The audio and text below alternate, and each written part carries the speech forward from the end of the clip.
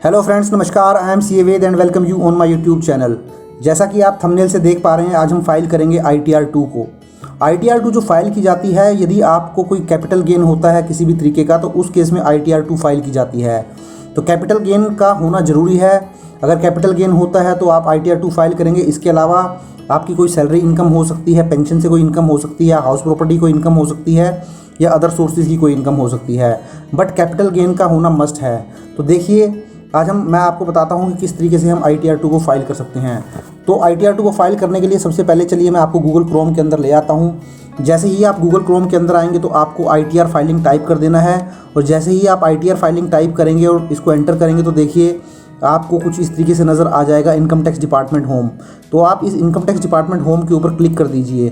तो जैसे ही आप इनकम टैक्स डिपार्टमेंट के ऊपर क्लिक करेंगे तो देखिए आपका ये पेज ओपन हो जाएगा, जहाँ पे आपको राइट हैंड साइड में लॉगिन का ये ऑप्शन मांगेगा। तो आप इस लॉगिन पर क्लिक कर दीजिए। तो जैसे ही आप लॉगिन पर क्लिक करेंगे तो देखिए आपका ये लॉगिन आईडी मांगेगा। तो यहाँ पर यूज़र आईडी जो मांग रहा है, ये यूज़र आईडी में आप अपना पैन नंबर या आधार नंबर डाल सकते हैं, बट आधार नंबर आपका तभी काम करेगा जब वो आपका पैन से लिंक होगा। तो चलिए हम इसमें पैन नंबर को फिल कर लेते हैं। तो देखिए, जैसे ही मैं यूज़र आईडी में पैन नंबर को फिल करूँगा और इसको कंटिन्यू करूँगा तो ये आपसे पासवर्ड मांगेगा। तो जैसे ही आप पासवर्ड इसमें देखिए फिल कर देंगे, तो पासवर्ड फिल करने के बाद इसको आप कंटिन्यू कर दीजिए। जैसे ही आप कंटिन्यू करेंगे तो देखिए आप अपने इनकम टैक्स के पोर्टल पर आ जाएंगे। टॉप में देखिए मैंने नाम हाइड किया हुआ है, हम एक इंडिविजुअल की रिटर्न फाइल कर रहे हैं और यहाँ ये आपकी सारी डिटेल दी हुई है। तो सबसे पहले तो आपको क्या काम करना है, तो सबसे पहले टॉप में जहाँ ये इंडिविजुअल लिखा हुआ है, आपका नाम लिखा हुआ जाएगा राइट हैंड साइड में यहाँ पर। तो यहाँ पे आप सबसे पहले तो माई प्रोफाइल में जाके अपने प्रोफाइल का ज़रूर चेक कर लें कि आपका जो नाम हो, आपका एड्रेस हो, मोबाइल नंबर हो, वो प्रॉपर करेक्टली लिखा हुआ हो। उसके बाद देखिए यहाँ पर आपको बैंक अपडेट नज़र आ जाएगा, बैंक। तो इसका मतलब मेरा जो बैंक है वो अपडेट है। तो यहाँ पर देखिए मेरा बैंक अपडेट है, तो ये आपका जो यहाँ पर बैंक है वो अपडेटेड होना चाहिए, वैलिडेटेड होना चाहिए, और वो आपने नॉमिनेट कर रखा हो रिफ़ंड के लिए। यदि आप रिफ़ंड चाहते हैं तो बैंक अपडेट भी होना ज़रूरी है। उसके बाद आपको क्या करना होगा, उसके बाद अपना 26 AS जो है और AIS और TIS को आप ज़रूर चेक कर लीजिए। अब 26 AS को, TIS को, AIS को आप कैसे चेक कर सकते हैं, उसके ऊपर ऑलरेडी मैंने डिटेल में वीडियो बनाया हुआ है, और उस वीडियो का लिंक भी मैंने नीचे डिस्क्रिप्शन में दे दिया है। उसके अंदर 26 AS के अंदर आपका जो TDS कटा होगा या एडवांस टैक्स आपने जमा कराया होगा, उसकी पूरी डिटेल मिल जाएगी, और AES और TIS के अंदर आपका इनकम का पूरा ब्यौरा मिल जाएगा। तो वो आप एक बार ज़रूर चेक कर लें। तो उस वीडियो का जो लिंक है मैंने नीचे डिस्क्रिप्शन में दे दिया हुआ है, आप वहाँ से देख सकते हैं। तो चलिए अब हम देख लेते हैं हम रिटर्न कैसे फाइल कर सकते हैं। तो आप तो यहाँ पर जब फाइल नाउ है यहाँ पर भी क्लिक कर सकते हैं, या फिर आप ई फाइलिंग में आके देखिए, ई फाइलिंग आपको नज़र आ जाएगा लेफ्ट हैंड साइड में। तो ई फाइलिंग पे जैसे ही आप क्लिक करेंगे तो देखिए आपको टॉप में ही नज़र आ जाएगा इनकम टैक्स रिटर्न। जैसे ही आप इनकम टैक्स रिटर्न पे क्लिक करेंगे तो देखिए आपको फाइल इनकम टैक्स रिटर्न का ये ऑप्शन दिखा देगा। तो देखिए नीचे यहाँ 26 AS भी आपको दिखाई देगा। अगर यहाँ क्लिक कर देंगे तो आपको 26 AS भी नज़र आ जाएगा, आप वहाँ जाके देख सकते हैं। तो फाइल इनकम टैक्स रिटर्न पर जैसे ही मैं क्लिक करूँगा तो देखिए मेरे पास ये ऑप्शन नज़र आ जाएगा। सबसे पहले वो आपको असेसमेंट ईयर सेलेक्ट करने के लिए बोलेगा। तो अब हम फाइनेंशियल ईयर 21-22 की रिटर्न फाइल कर रहे हैं, तो असेसमेंट ईयर आपको 22-23 ही लेना है, और यहाँ पे आपको ऑनलाइन मोड के ऊपर क्लिक कर देना है और इसको कंटिन्यू कर देना है। तो जैसे ही आप कंटिन्यू करेंगे तो आपसे ये पूछेगा स्टार्ट न्यू फाइलिंग। तो स्टार्ट न्यू फाइलिंग पे हम क्लिक कर देते हैं। अभी आपसे ऑप्शन पूछेगा कि आप इंडिविजुअल हैं, HUF या अदर हैं। तो ये जो मैं रिटर्न फाइल कर रहा हूँ, ये एक इंडिविजुअल की रिटर्न फाइल कर रहा हूँ, तो इंडिविजुअल में सेलेक्ट कर लेता हूँ और इसको कंटिन्यू कर देता हूँ। तो जैसे ही मैं कंटिन्यू करूँगा तो देखिए आपसे ये फॉर्म के बारे में पूछेगा कि कौन सा फॉर्म आप भरना चाहते हैं। तो जैसा कि हमने शुरू में देखा था, हम ITR 2 फाइल करेंगे, तो हम ITR 2 सिलेक्ट कर लेते हैं और हम प्रोसीड विद ITR 2 कर देते हैं। तो देखिए जैसे ही हम आगे आएंगे तो कुछ इस तरीके से आपको पेज ओपन होकर आ जाएगा, जहाँ पर आपको लेट गेट स्टार्टेड कर देना है। तो चलिए हम इसको लेट गेट स्टार्टेड कर देते हैं। देखिए यहाँ पे आपको लिखा भी हुआ है फॉर इंडिविजुअल, जो ITR 2 है वो उन इंडिविजुअल HUFs के लिए है जिनकी कोई भी इनकम नहीं होती है, प्रॉफिट एंड गेन नहीं होता है प्रोफेशन और बिजनेस से। मीन्स अगर आपकी बिजनेस इनकम नहीं है, कोई प्रोफेशनल इनकम नहीं है, तो आप ये रिटर्न फाइल कर सकते हो। जैसा कि मैंने आपको बताया था, थंबनेल में भी आपको दिखाया था, जो हमारी इनकम है वो कैपिटल गेन से है, सैलरी से है, हाउस प्रॉपर्टी से, अदर सोर्सेज से है। तो मेरा PGBP से नहीं है। तो चलिए अब इसको लेट गेट स्टार्टेड कर देते हैं। तो चलिए मैंने इसको लेट गेट स्टार्टेड कर दिया है, और अब हम इसे देखिए आपको ये कुछ ऑप्शन नज़र आएंगे। क्या आपकी जो टैक्सेबल है more than basic exemption limit है। तो दोस्तों, जो अगर इंडिविजुअल आप हैं और आप 60 साल से कम की उम्र है, अगर आपकी एज है, तो उस केस में जो 2.5 लाख तक की लिमिट होती है, उस तक आपको कोई भी टैक्स पे करने की ज़रूरत नहीं होती है। सॉरी, आपको कोई रिटर्न सबमिट करने की ज़रूरत नहीं होती है। तो ये आपसे वही पूछ रहा है कि आपके बेसिक एग्जम्पशन लिमिट से कम है, तो मेरे केस में तो नहीं है। दूसरा, अगर आपकी एग्जम्पशन लिमिट से कम है तो क्या आपकी कुछ के ऊपर कुछ इस तरीके के प्रोविज़न एप्लीकेबल होते हैं कि आपने डिपॉजिट 1 करोड़ से ज़्यादा का करवाया है, या कोई फ़ॉरेन टूर पे 2 लाख रुपए खर्च कर दिया है, या बिजली का कंजप्शन 1 लाख से कम कर दिया है, एक्सेस कर दिया है। तो इन दोनों में से भी कोई नहीं है तो आप थर्ड ऑप्शन अदर का सिलेक्ट कर सकते हैं। बट मेरे केस में जो है ये पहला ऑप्शन है, जो मेरी टैक्सेबल इनकम है वो more than basic consumption limit है, मीन्स 2.5 लाख रुपए से ज़्यादा, तो मैं इसको सिलेक्ट कर लेता हूँ। तो जैसे ही मैं इसको सिलेक्ट करूँगा तो ये कंटिन्यू मांगेगा, मैं कंटिन्यू कर देता हूँ। तो देखिए जैसे ही कंटिन्यू करूँगा तो देखिए बारी बारी आप देखिए लेफ्ट हैंड साइड में journal, income, deduction, tax, other, ये सारी इन्फॉर्मेशन आपसे मांग रहा है। पहले आपको इनको टिक मार्क करना पड़ेगा। तो जैसे ही मैं जर्नल पे आता हूँ तो देखिए आपसे ये पार्ट जनरल इन्फॉर्मेशन मांग रहा है, तो आपको इस पर क्लिक कर देना है। फिर सेकंड नंबर पे आपको इनकम के ऊपर टिक कर देना। तो जैसे ही आप इनकम के ऊपर क्लिक करेंगे तो देखिए आपके सारे ही इनकम हेड दिखा देगा, schedule, salary, house property, capital gain. अब जब आप इसको स्क्रॉल डाउन करेंगे तो देखिए आपको शेड्यूल अदर इनकम दिखा देगा, स्पेसिफाइड पर्सन इनकम दिखा देगा, स्पेशल इनकम दिखा देगा। आप फर्दर डाउन करेंगे तो आप शेड्यूल एग्जम्प्टेड इनकम दिखा देगा। तो इस तरीके से ये सारी इनकम आपको दिखा देगा। तो चलिए अब हम अपने शेड्यूल पे टिक कर मार्क कर देते हैं जिसकी हमें ITR फाइल कर रहे हैं, जिस इनकम के लिए हम ITR फाइल कर रहे हैं। तो सबसे पहले तो मैं शेड्यूल सैलरी को मैं टिक कर दिया है क्योंकि मुझे सैलरी की इनकम इसमें दिखानी है। इसके अलावा कैपिटल गेन है, शेयर मार्केट में शेयर को सेल और परचेज़ किया तो मुझे ये भी दिखानी है, तो मैं ये भी टिक मार्क कर देता हूँ। हाउस प्रॉपर्टी की मेरी इनकम है नहीं, इसलिए इसको मैंने टिक नहीं किया है। सिमिलरली अदर सोर्सेज से भी इनकम है, जैसे बैंक से कोई सेविंग का ब्याज आया है FD से, तो उस पर भी मैंने टिक कर दिया है। फर्दर देखिए मैंने शेड्यूल एग्जम्प्टेड इनकम कोई मेरी है नहीं, इसके अलावा मेरी कोई भी इनकम नहीं है। तो चलिए अब हम डिडक्शन के चैप्टर पे आ जाते हैं। तो इनकम हमने कर लिया, जनरल इन्फॉर्मेशन हमने कर लिया, अब डिडक्शन पे मैंने क्लिक कर दिया है। देखिए जैसे ही मैं डिडक्शन पे क्लिक करूँगा तो देखिए 80G में अगर आपने कोई डोनेशन दी है तो आप टिक मार्क कर सकते हैं। मेरे केस में नहीं है तो मैंने इन दोनों को ब्लैंक छोड़ दिया है। मेरे केस में 80D है जहाँ पर मेडिक्लेम कोई लिया हुआ है अपने पेरेंट्स के लिए, अपने लिए, तो वो मैंने टिक कर दिया है। और चैप्टर 6A के अंदर जहाँ पे आप 80C से लेके 80U तक 1.5 लाख तक की डिडक्शन करते हैं वो मैंने टिक मार्क कर दिया है। तो अब लास्ट में आपसे टैक्स पूछता है, तो टैक्स में देखिए आपका शेड्यूल कंप्यूटेशन ऑफ इनकम पे राइट क्लिक आ रहा है। कंप्यूटेशन ऑफ टैक्स मुझे लेना है, डिटेल ऑफ टैक्स पेमेंट लेना है, TDS जो कटा है वो लेना है, TCS अगर आपका कुछ कटा हुआ तो आप ले सकते हैं, नहीं तो उसको ब्लैंक छोड़ सकते हैं। ये कुछ हो आपके केस में एप्लीकेबल इतना नहीं होगा। तो फाइनली ये अदर्स के केस में पूछ रहा है। अदर्स में फ्रेंड्स ये बाय डिफ़ॉल्ट ही ये सबके ऊपर टिक मार्क कर देगा। तो जहाँ पर बाय डिफ़ॉल्ट टिक मार्क आ जाएगा वो आप नहीं हटा पाएंगे, तो उसको टिक रहने दीजिए। तो इस तरीके से ये बाय डिफ़ॉल्ट ही सारे टिक ले रहा है। तो जब ये सारे हो जाएंगे तो आपको यहाँ पर कंटिन्यू पे क्लिक कर देना है। तो जैसे ही आप कंटिन्यू पे क्लिक करेंगे देखिए तो आपसे ये फर्दर पूछेगा, तो आप इसको यहाँ पे कंटिन्यू कर दीजिए। और जैसे ही आप कंटिन्यू करेंगे तो are you opting for new tax regime, तो मैंने ऑप्ट नहीं किया है, मैं ओल्ड टैक्स रिजीम के अंदर ही फिल कर रहा हूँ, तो मैं इसको नो कर दिया है और इसको कंटिन्यू कर दिया है। तो देखिए जैसे ही मैं इसको कंटिन्यू करूँगा तो टॉप में ही ये सैलरी से रिलेटेड जो है इन्फॉर्मेशन मांगना शुरू कर देगा। तो सबसे पहले देखिए टॉप में सैलरी एग्जम्पशन, जो आपको आपका एम्प्लॉयर सैलरी देता है उसमें जो आपको एग्जम्पशन का पार्ट होता है वो आपसे ये पूछ रहा है। तो टॉप में ये पूछ रहा है क्या आपको किसी भी तरीके का एग्जम्पशन मिलता है अगर आपने कोई ट्रैवल के ऊपर खर्चा किया है, टूर के ऊपर किया है, या मेंटेनेंस या यूनिफॉर्म मिलता है। तो इसमें मेनली आपको क्या होता है, कुछ टैक्स फ्री सैलरी का आपका पार्ट होता है, जैसे पेट्रोल की रिम्बर्समेंट हो गई, या बिजनेस डेवलपमेंट हो गया, न्यूज़पेपर हो गया, कुछ इस तरीके का आपको मिलता है तो आप उसमें डाल सकते हैं। तो इस तरीके की आपकी कुछ टैक्स फ्री सैलरी है तो आप येस करके यहाँ फिगर डाल सकते हैं। तो देखिए इस केस में मैंने यहाँ पे येस करके 2,52,000 फिल कर दिया है। अब मैं थोड़ा नीचे आता हूँ तो देखिए आपको फिर ये HRA की एग्जम्पशन मांगता है।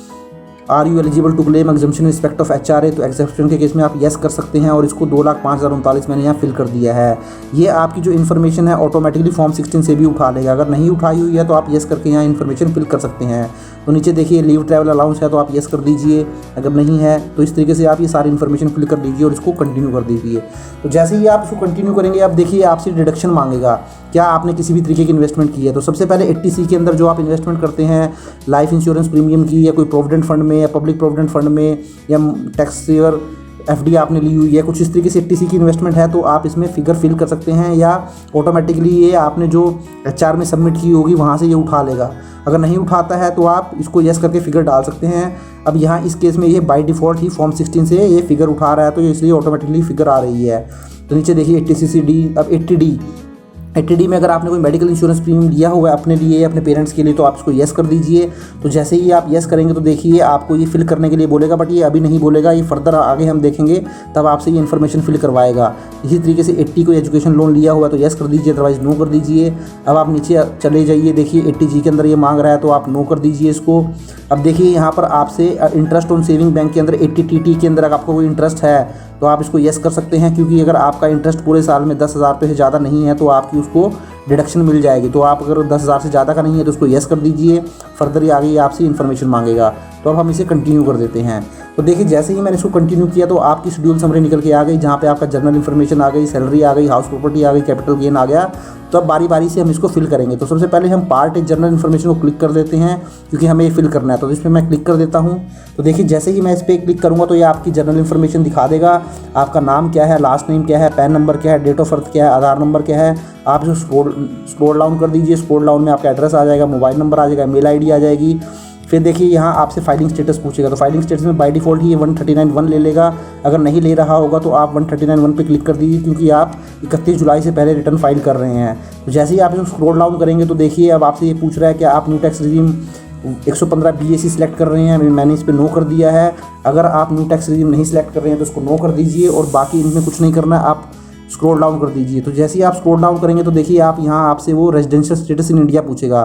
तो आप यहाँ से सिलेक्ट कर लीजिए रेजिडेंट, और रेजिडेंट को सिलेक्ट जैसे ही आप करेंगे तो आपको ये बहुत सारे ऑप्शन देखा। टॉप में ही आपको नज़र आ जाएगा you were in India for 182 days और more during the previous year. अगर प्रीवियस ईयर में आप 182 दिन से ज़्यादा इंडिया में रहे हैं तो आप रेजिडेंट माने जाएंगे। तो आप इस ऑप्शन को सिलेक्ट कर लीजिए। तो जैसे ही आप इसको सिलेक्ट करेंगे तो थोड़ा नीचे आएंगे तो देखिए आपको यहाँ पूछेगा do you want to claim benefit under section 115H, no कर दीजिए। पोर्तुगीज सिविल कोड को नो कर दीजिए।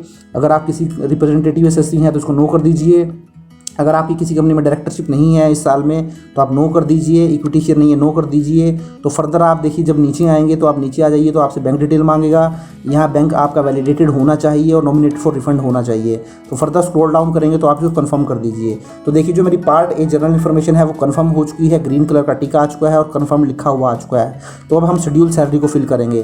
तो शेड्यूल सैलरी के ऊपर आप क्लिक कर दीजिए। तो जैसे ही आप क्लिक करेंगे तो टॉप में ही देखिए आपसे वो एम्प्लॉयर की इन्फॉर्मेशन आपसे को यहाँ पर उसने दे दी है कि आपके एम्प्लॉयर की इन्फॉर्मेशन क्या है। नेम ऑफ एम्प्लॉयर आ जाएगा, टैन आ जाएगा, नेचर ऑफ एम्प्लॉयर, एड्रेस आ जाएगा। तो जैसे इसको थोड़ा स्क्रॉल डाउन करेंगे तो आपका देखिए नेम ऑफ एम्प्लॉयर आ रहा है, एड्रेस ऑफ एम्प्लॉयर आ रहा है। तो यहाँ आप स्टेट डाल दीजिए, पिन कोड डाल दीजिए, सारी इन्फॉर्मेशन आप फिल कर देंगे। तो यहाँ देखिए आपसे नेचर ऑफ एम्प्लॉयर पूछ रहा है। तो देखिए जब आप नेचर ऑफ एम्प्लॉयर के ऊपर क्लिक करेंगे तो देखिए आपको बहुत सारे ये ऑप्शन दे देगा कि आप सेंट्रल गवर्नमेंट के एम्प्लॉई हैं, स्टेट गवर्नमेंट के एम्प्लॉई हैं, पब्लिक सेक्टर अंडरटेकिंग के एम्प्लॉई हैं, या इसी तरीके से देखिए आपसे ये नीचे पूछेगा कि आप सेंट्रल गवर्नमेंट के पेंशनर हैं, पेंशन की डिटेल दे देगा। और लास्ट में हमें जो है अगर प्राइवेट लिमिटेड के एम्प्लॉई हैं तो हमें तो अदर्स के ऊपर सेलेक्ट कर देना है। तो मैं अदर्स का ऑप्शन चूज़ कर लेता हूँ। देखिए जैसे ही मैं अदर्स का ऑप्शन चूज़ करूँगा तो ये सैलरी देखिए टॉप में ही लिखा हुआ है, a salary as per section 17 subsection 1। तो सेक्शन 17 सबसेक्शन 1 के अकॉर्डिंग आपसे सैलरी मांगेगा, आपको यहाँ पूरा ब्रेकअप देना पड़ेगा। तो दोस्तों यहाँ मैं आपसे एक बात जरूर बोलना चाहूँगा, जब आप इस तरीके की डिटेल फिल करें तो आप अपना फॉर्म 16 अपने साथ जरूर रखिए।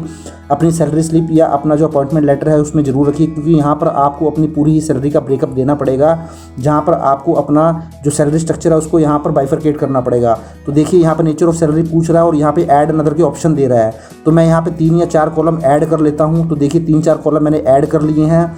यहाँ मैंने सबसे टॉप में बेसिक सैलरी जो है वो सिलेक्ट कर लिया और इसको फिल कर दिया है। जैसा इस केस में 589,608 आ रहा है। HRA जो आपको मिल रहा है सैलरी स्ट्रक्चर में वो आप फिल कर दीजिए। अदर अलाउंस जो मिल रहे हैं उसको फिल कर दीजिए।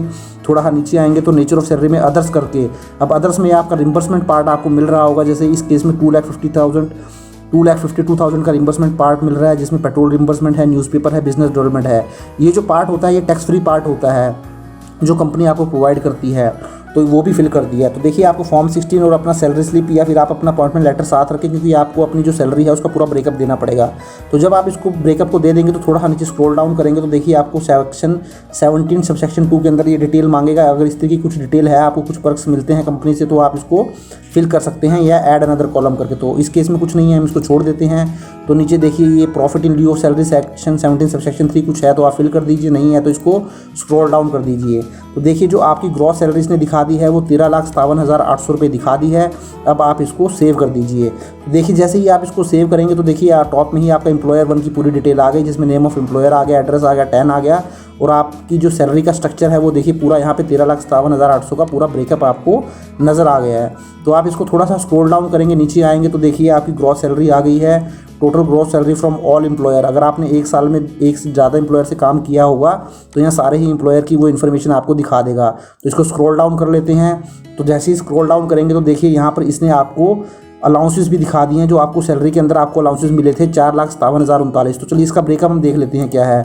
देखिए इसके अंदर आपको HRA मिला था 2,05,000 जो हमने स्टार्टिंग में ही फिल किया था। और इसके अलावा जो मैंने बोला था कि आपकी कंपनी ने अगर आपको कुछ टैक्स फ्री सैलरी दी हुई है तो ये उसका ब्रेकअप आ गया। तो टोटल आपका 4,57,039 का अलाउंसेस आ गए। तो 13,57,000 आपकी ग्रॉस सैलरी थी, अलाउंसेस आपके लेस हो गए 4,57,000, तो आपकी जो नेट सैलरी है वो 9,0761 रुपये आ गई है। उसके अलावा स्टैंडर्ड डिडक्शन ये अंडर सेक्शन 16 के अंदर देखिए ले लेगा बाय डिफॉल्ट 50,000। वो आपकी जो इनकम चार्जेबल होगी अंडर द हेड सैलरी, मतलब जिसके ऊपर टैक्स लगेगा सैलरी के ऊपर, वो आपकी 8,50,761 रुपये आ गई है। तो चलिए अब हम इसको कन्फर्म कर देते हैं। तो देखिए जैसे हम इसको कंफर्म करेंगे तो देखिए जो आपका शेड्यूल सैलरी है वो भी कंफर्म हो गया है। अब शेड्यूल हाउस प्रॉपर्टी मेरा कुछ है नहीं क्योंकि मुझे कुछ इसमें फिल करना नहीं है, तो आप इसको छोड़ दीजिए। अब शेड्यूल कैपिटल गेन के अंदर हमें इन्फॉर्मेशन फिल करनी है दोस्तों, ये बहुत इंपॉर्टेंट है, आप इसको थोड़ा ध्यान से देखिए। अब इसके ऊपर मैं क्लिक कर देता हूँ।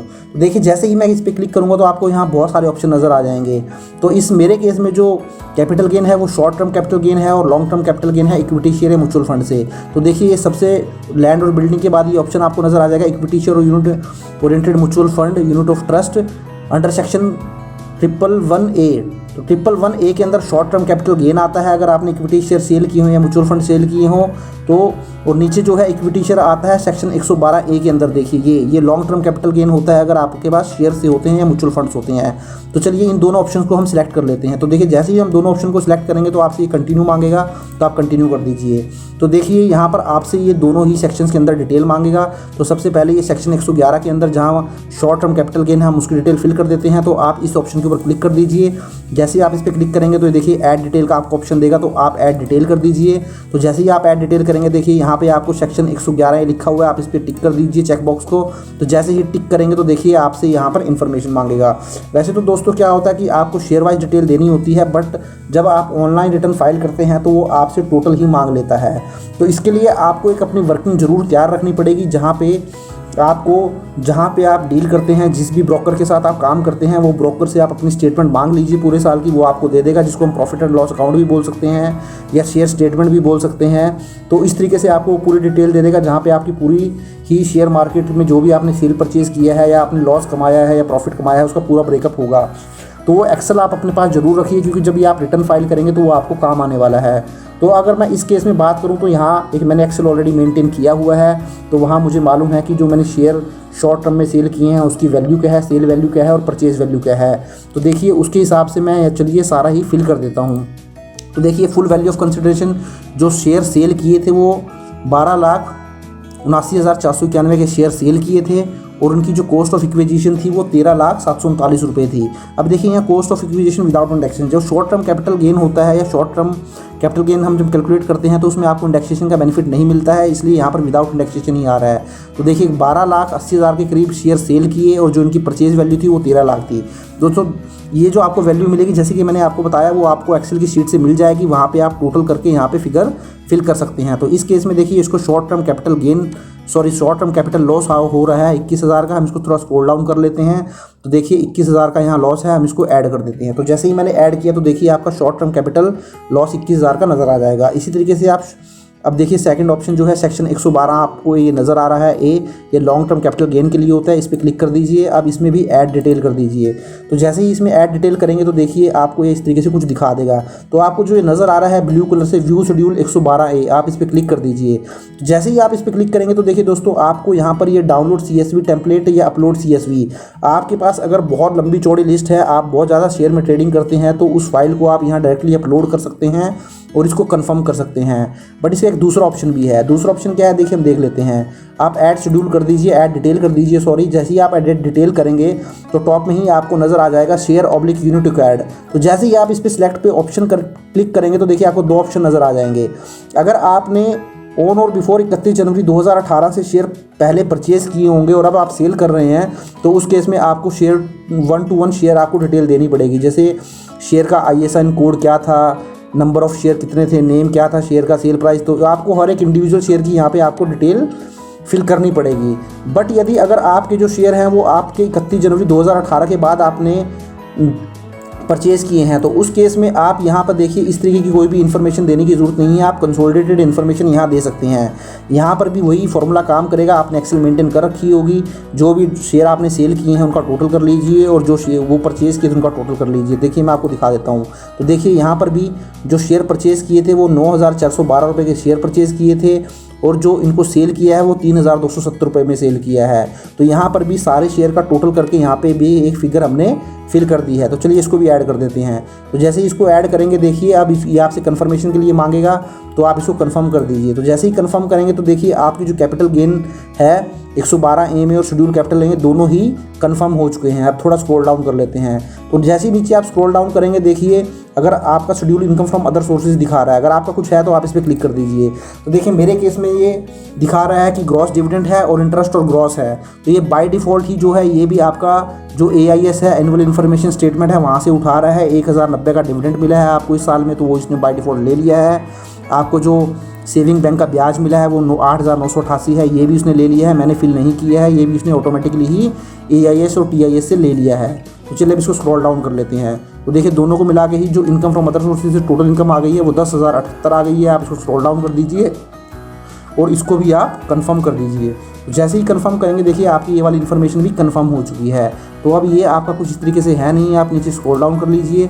तो स्क्रॉल डाउन में देखिए अब आपसे ये सेक्शन 80D के बारे में इन्फॉर्मेशन मांगेगा। तो सेक्शन 80D पे आप क्लिक कर दीजिए। तो जैसे ही सेक्शन 80D पे आप क्लिक करेंगे तो देखिए टॉप में ही दिखा देगा वेदर यू और any of your family member excluding parent is senior citizen, क्या आपके परिवार में आपके पेरेंट्स को छोड़ के कोई सीनियर सिटीजन है। तो इस केस में जो ये जिसकी मैं रिटर्न फाइल कर रहा हूँ SSC की, इसके केस में नो है। और इसके जो पेरेंट्स है कोई भी एक पेरेंट वो सीनियर सिटीजन है तो यहाँ येस कर दिया है। तो आप इसको जैसे ही स्क्रॉल डाउन करेंगे नीचे तो देखिए आपसे पहले आपकी फैमिली के डिटेल मांग लेगा, आपके एक्सक्लूडिंग पेरेंट्स को एक्सक्लूड करके।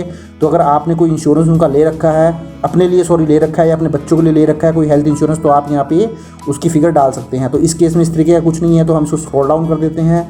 तो जैसे ही स्क्रॉल डाउन करेंगे तो ये पेरेंट्स के बारे में इन्फॉर्मेशन मांगेगा। देखिए सेकंड नंबर पे लिख रहा है whether any of your parents is a senior citizen, तो आपने येस कर दिया है। तो आप यहाँ आप इनकी डिटेल डाल दीजिए। अगर आपने कोई हेल्थ इंश्योरेंस की पॉलिसी ले रखी है तो यहाँ फिगर डाल दीजिए। इस केस में कुछ नहीं है। तो देखिए कोई हेल्थ इंश्योरेंस ले नहीं रखा, बट प्रिवेंटिव हेल्थ चेकअप है उस पर 1,091 जो है खर्च किया है पूरे साल में, तो ये फिगर डाल दी है। इसके अलावा कुछ मेडिकल के उनके एक्सपेंसेस हुए हैं, वो मेडिकल के एक्सपेंसेस भी डाल दिए जो कि 24,997 रुपये हैं। तो टोटल जो इस सेक्शन के अंदर 80D के अंदर डिडक्शन मिल गई है वो 26,088 की डिडक्शन मिल गई है। आप इसको सेव कर दीजिए। जैसे ही ये सेव करेंगे तो ये आपसे कन्फर्मेशन के लिए मांगेगा, तो आप इसको भी कंफर्म कर सकते हैं। तो देखिए यहाँ आपको पूरी डिटेल दे रहा है सेक्शन 80D की, वेदर यू और any of your family member is senior citizen excluding parents, तो आपके केस में नो था और आपने किसी तरीके का हेल्थ इंश्योरेंस नहीं लिया हुआ था अपने लिए अपने बच्चों के लिए, तो ये 0 आ गया।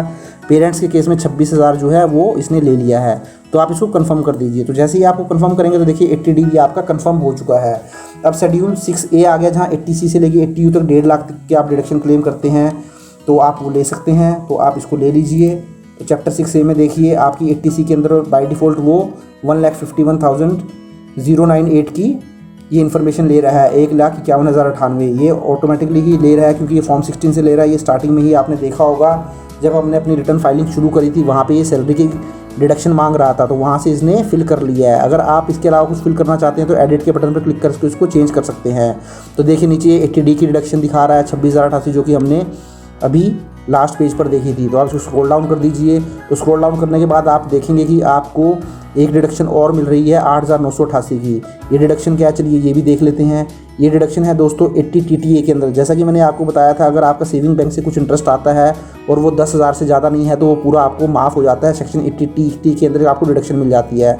तो देखिए आपको 26,088 का मेडिक्लेम मिला कि डिडक्शन मिली 80D के अंदर, 1,50,000 की 80C के अंदर मिल गई। तो देखिए आपकी जो टोटल डिडक्शन दोनों को मिला के हो गई 1,76,000।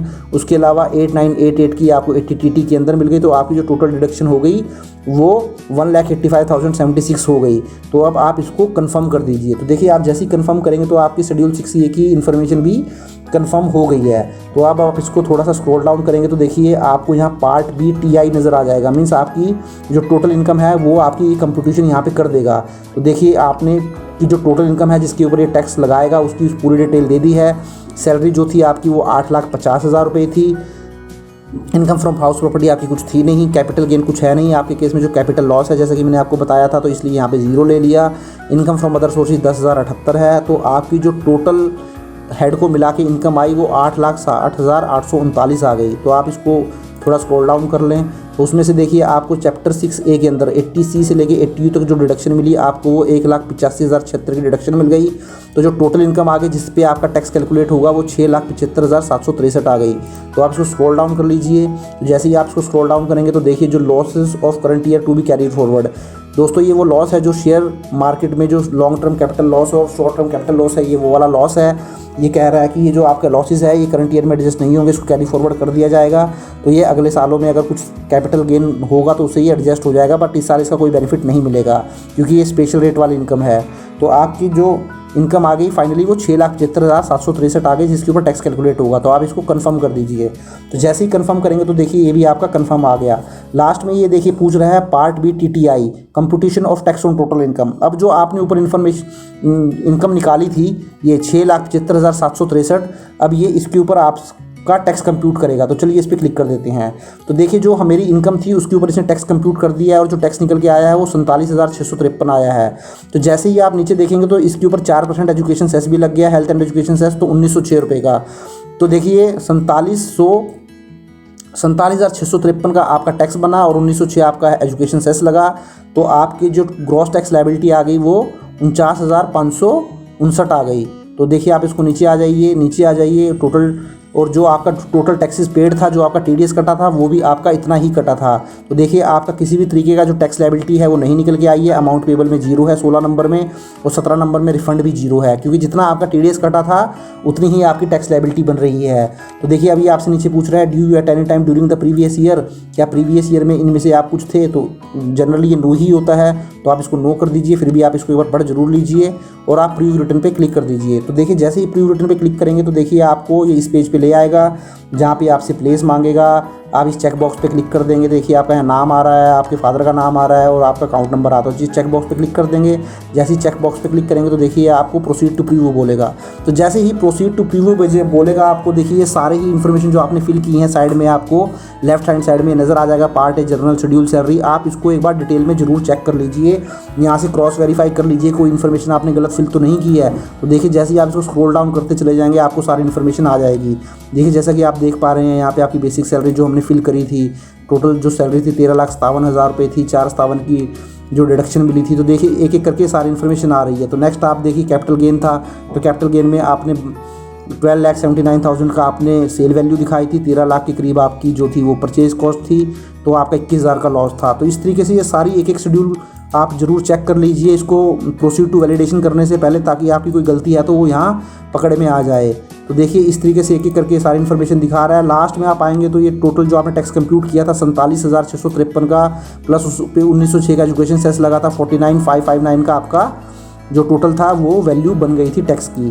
तो फाइनली आप इसको स्क्रॉल डाउन कर दीजिए, देखिए यहाँ पे आपको पूरी डिटेल नज़र आ जाएगी और फाइनली आपसे वेरिफिकेशन के लिए पूछेगा। तो वेरिफिकेशन फर्दर वही आ जाएगा, आपका नाम आ जाएगा, आप सन डॉटर किसके हैं वो आ जाएगा, आपका पैन नंबर आ जाएगा। अब आप इसको प्रोसीड टू वैलिडेशन कर दीजिए। आपको प्रोसीड टू वैलिडेशन तभी करना है जब आप सारे शेड्यूल को क्रॉस चेक एक बार जरूर कर लें कि आपकी कोई इन्फॉर्मेशन गलत तो नहीं है। तो प्रोसीड टू वैलिडेशन करता हूँ। तो देखिए मैंने जैसे ही प्रोसीड टू वैलिडेशन किया मेरे केस में कुछ एरर आ रही हैं। देखिए एरर क्या आ रही हैं कि ये बता रहा है जो मैंने डिविडेंड इनकम ली है उसका मैंने क्वार्टरली ब्रेकअप नहीं दिया है। वो क्वार्टरली ब्रेकअप इसलिए मांगता है क्योंकि उसको जो है एडवांस टैक्स की कैलकुलेशन करनी होती है। तो जब आपको इस तरीके कुछ एरर आए तो आप उस एरर के ऊपर क्लिक कर दीजिए। जैसे ये टॉप में एरर आ रही है मैं इसके ऊपर क्लिक कर देता हूँ तो डायरेक्टली ये आपको उसी पेज के ऊपर लेके चला जाएगा जहाँ वो एरर आ रही है। तो आप इसको थोड़ा स्क्रॉल डाउन कर दीजिए। तो देखिए आपसे यहाँ पे सेकंड नंबर पे डिविडेंड इनकम के बारे में पूछ रहा है कि आप जो आपकी 1,090 की डिविडेंड इनकम है आप उसको क्वार्टरली ब्रेकअप बताइए कि किस क्वार्टर में कितनी थी। तो चलिए हम फिल कर लेते हैं। तो मैंने यहाँ पर बता दिया है कि जो थर्ड क्वार्टर था फ्रॉम 16 सितंबर टू 15 दिसंबर मेरे को इस क्वार्टर के अंदर ये 1,090 रुपये मिले थे। तो मैंने इस क्वार्टर के अंदर सारी इनकम जो है वो फिल कर दी है ताकि ये अपनी एडवांस टैक्स की कैलकुलेशन कर सके। तो जैसे ही आप इसको कंफर्म करेंगे तो दोस्तों देखिए आपसे ये सारी चीज़ों को कंफर्म दोबारा से करवाएगा एक बार। तो देखिए आप कुछ नहीं करना है, ये सारी चीज़ें कंफर्म आ रही हैं। लास्ट में पार्ट ए है, इसके ऊपर आप क्लिक कर दीजिए और देखिए जैसे ही आप इसको करेंगे तो आप इसको प्रीव्यू रिटर्न कर दीजिए। तो जैसे ही ये देखिए दोबारा वो सारी इन्फॉर्मेशन आ गई, आप प्रोसीड टू प्रीव्यू करते चले जाइए, कंफर्म करते चले जाइए, आप कुछ करना नहीं है। फाइनली देखिए आपसे ये जब आपने उसको एरर को ठीक कर लिया है, तो लास्ट में फिर दोबारा आपसे ये पूछ रहा है प्रोसीड टू वैलिडेशन, और अब आप इसको प्रोसीड टू वैलिडेशन कर दीजिए। तो जैसे ही प्रोसीड टू वैलिडेशन करूँगा तो देखिए वो मेरी एरर है वो ठीक हो चुकी है, और यहाँ पे इसने दिखा दिया है वैलिडेशन सक्सेसफुल। तो जैसे ही मैं वैलिडेशन सक्सेसफुल पे क्लिक करूँगा तो ये प्रोसीड टू वेरिफिकेशन मांगेगा, तो आप इस पर क्लिक कर दीजिए। तो जैसे ही आप इस पर क्लिक करेंगे तो देखिए आप अब ये आपको वेरिफिकेशन के ऑप्शंस दे देगा। तो हम इसको ई वेरीफाई नाउ पे क्लिक कर देते हैं, और जैसे ही इस पर क्लिक करेंगे तो ये कंटिन्यू मांगेगा, तो हम इसको कंटिन्यू कर देते हैं। जैसे ही मैं इसको कंटिन्यू करूँगा तो देखिए ये आपको ऑप्शन दे रहा है कि आप ई वेरीफाई कैसे करना चाहेंगे। आप आधार पे जो OTP आएगा उससे करना चाहेंगे, डिजिटल सिग्नेचर से करना चाहेंगे, या बैंक के थ्रू करना चाहेंगे। तो मेरे केस में मैं आधार OTP से करना चाहूँगा। मैंने इस पर क्लिक कर दिया और इसको कंटिन्यू कर देता हूँ। तो जैसे ही कंटिन्यू करूँगा तो ये देखिए आपसे पूछ रहा है क्या, तो आप इसको एग्री कर दीजिए। तो जैसे ही एग्री करेंगे तो ये आधार OTP जनरेट कर देगा, तो आप इस पर क्लिक कर दीजिए। तो आपने आधार OTP आपके फ़ोन पे आ गया होगा, तो मैं वो आ गया है, मैं इसको फिल कर देता हूँ और इसको वैलिडेट कर देता हूँ। तो जैसे ही वैलिडेट करूँगा तो देखिए मेरे से पूछेगा कन्फर्म सबमिशन ऑफ रिटर्न, क्या हम सबमिशन कर सकते हैं रिटर्न का। तो आपने सारी इन्फॉर्मेशन चेक कर ली होगी, तो आप इसको कन्फर्म कर दीजिए और इसको सबमिट कर दीजिए। तो जैसे ही आप सबमिट करेंगे तो देखिए you have successfully filed and verify return, आपने सक्सेसफुली अपने रिटर्न को फाइल कर लिया है। तो आपका यहाँ पे मोबाइल नंबर जो है मैंने हाइड किया हुआ है, मेल ID हाइड किया, उस पर एक मैसेज आ जाएगा, आपकी मेल है उस पर आपकी जो रिटर्न है उसकी कॉपी आ जाएगी। अब आप यहाँ से देखिए डाउनलोड रिसिप्ट का ऑप्शन भी आ रहा है, यहाँ से भी आप इस रिसिप्ट को डाउनलोड कर सकते हैं। तो जैसे ही मैं इस पर क्लिक करूँगा तो देखिए मैंने अपनी जो रिसिप्ट है वो डाउनलोड कर ली है। जो मैंने रिटर्न फाइल की है वो 30 जून 2022 को करी है। एक्नॉलेजमेंट नंबर आ गया, आपका पैन नंबर आ गया, नाम आ गया, एड्रेस आ गया, आपकी टोटल इनकम आ गई, आपका टोटल टैक्स आ गया, और देखिए आपका कुछ भी ना ही कोई रिफंडेबल है ना ही पेबल है। जो आपका TDS कटा हुआ था उतना ही आपका टैक्स बन रहा था, सब कुछ जीरो हो गया। तो जब आप ई वेरीफाई कर लेते हैं तो लास्ट में आपको एक ऑप्शन भी नज़र आ जाता है कि ये एक्नॉलेजमेंट जो है वो सेंड करने की ज़रूरत नहीं है बेंगलुरु। तो दोस्तों देखिए ये ITR 2 थी, जो कि मैंने आपको पूरा प्रोसेस बताया आप कैसे फाइल कर सकते हैं। तो आशा करता हूँ दोस्तों आपको वीडियो अच्छा लगा होगा। If you like the video please share and subscribe my channel and click on the bell icon and press all so that you will get all the notification of my upcoming videos. Thank you very much. Have a nice day. Take care.